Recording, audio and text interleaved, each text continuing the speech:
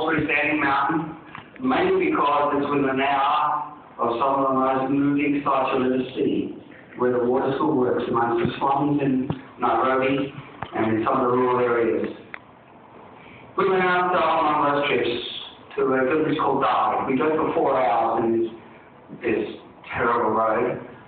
And we got there, and to cut a long story short, there's all the health people, the government people, and they're describing this village had the most terrible cholera problems. They were on the Lake Victoria, and it's just down from the Congo border, where the contaminants would flow the streams of the lake to this particular village, and our fishing village, and they would drink this water, and this particular school of diet had been closed 5 times during the previous year due to cholera outbreaks. They lost teachers, they couldn't get teachers, the kids were spending so much time away from school that it was just a tragedy waiting to happen, and was happening before our eyes. And at that point, they just cried out for help, and the water school responded, and I'm giving my own interpretation of events now, because, you know, people really don't care about facts anyway, do they really? But I'm really telling you how I saw it. And when I heard all the government speeches and the health department, that was all very interesting.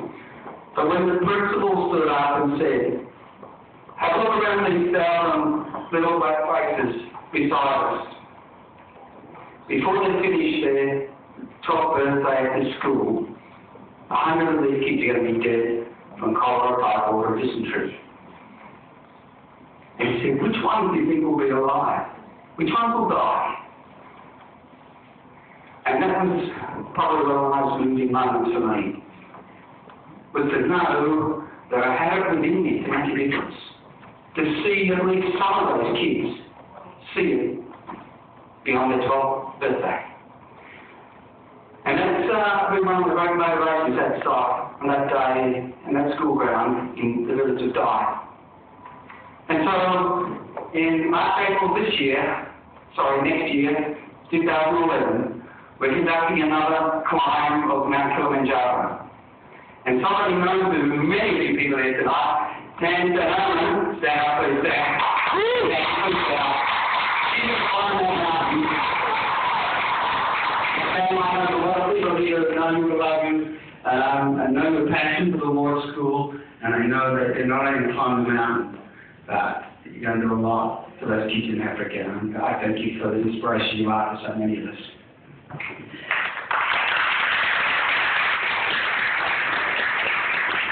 My personal vision, ladies and gentlemen, and this is just having spoken to the old boys here that run water school. I'm not on the board, I'm just the guy that doesn't, we're running him sometimes. I want to see over the next 5 years 1 million kids saved from death. We want to be part of preventing the death of 1 million kids. And I don't know how much money that's going to cost. I'm almost too frightened to try and work it out. But I believe it can be done because it's so simple and so sustainable. I look back at families that were part of the original program 3 years ago, and they're still doing it and teaching their neighbours how to do it. They go with, verifiable research in terms of, sustainability of this, and I'm very impressed. But in order to save 1 million kids, we need help, and that's why we need a funding boost. And in order to perhaps attract additional donors here tonight and in other places, my partners and I certainly don't act alone. Jess is our director of philanthropy, and I've got 3 partners that would be here if they could. But they have agreed that they're going to continue to provide 100% of marketing and administration costs for the water school over the next year at a projected cost of over $1 million.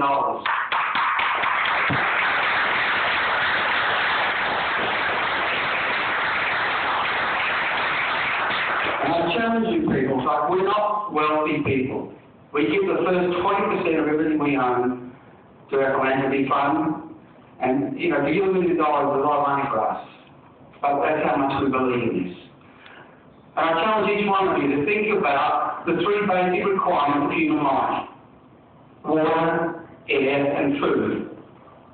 All of them are under challenge in some form or another in different parts of the world. But we seem to be stricken with a disease that we don't even know in this country. We see it in Haiti and we think, wow, how did this happen? Water still could have prevented it. It's happening silently, day by day, through huge areas of the world where kids have got bad water. And I challenge you to help us pick up the cudgel, get out there and make a difference. You can do it. I don't think we can make a difference, but we are.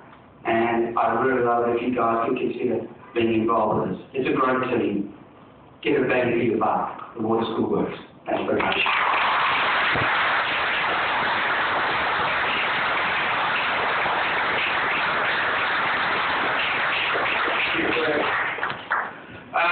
That's the program for this evening, ladies and gentlemen. We don't just want people writing checks tonight. We want to start a movement here. We want you engaged. We want to work with you over the coming months and years to make Water School an international success and save as many lives as we can. And I thank you for being here to learn about it. And to just close off the evening, Randall Hoy has organised a very special dessert for us, which is about to be presented now. Thank you very much, Randall. And we're all here, ladies and gentlemen, to please engage with us and talk about the Water School before you go home this evening. And thank you very much again.